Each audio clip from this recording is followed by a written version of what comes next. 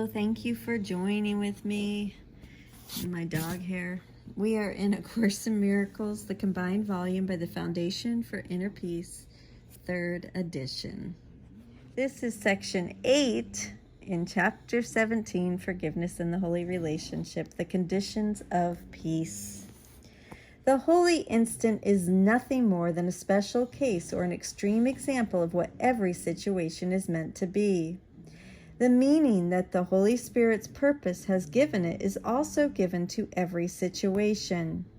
It calls forth just the same suspension of faithlessness withheld and left unused, that faith might answer to the call of truth. The holy instant is the shining example, the clear and unequivocal demonstration of the meaning of every relationship and every situation seen as whole. Faith has accepted every aspect of the situation, and faithlessness has not forced any exclusion on it. It is the situation of perfect peace, simply because you have let it be what it is. This simple courtesy is all the Holy Spirit asks of you. Let truth be what it is. Do not intrude upon it. Do not attack it. Do not interrupt its coming. Let it encompass every situation and bring you peace. Not even faith is asked of you, for truth asks nothing. Let it enter, and it will call forth and secure for you the faith you need for peace. But rise you not against it, for against your opposition it cannot come. Would you not want to make a holy instant of every situation?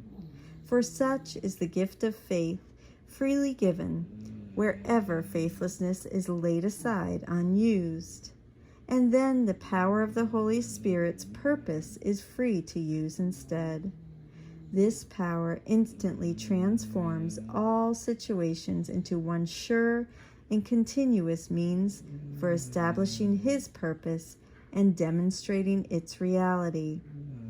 What has never been demonstrated has called for faith and has been given it. Now it becomes a fact from which faith can no longer be withheld. The strain of refusing faith to truth is enormous and far greater than you realize, but to answer truth with faith entails no strain at all. To you who have acknowledged the call of your Redeemer, the strain of not responding to His call seems to be greater than before. This is not so. Before the strain was there, but you attributed it to something else, believing that the something else produced it. This was never true, for what the something else produced was sorrow and depression, sickness and pain, darkness and dim imaginings of terror, cold fantasies of fear, and fiery dreams of hell. And it was nothing but the intolerable strain of refusing to give faith to truth and see its evident reality. I love that.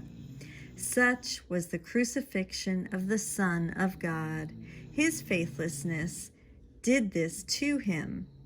Think carefully before you let yourself use faithlessness against Him, for He is risen and you have accepted the cause of His awakening as yours. You have assumed your part in His redemption, and you are now fully responsible to Him. Fail Him not now, for it has been given you to realize what your lack of faith in Him must mean to you.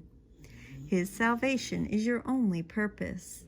See only this in every situation, and it will be a means of bringing only this.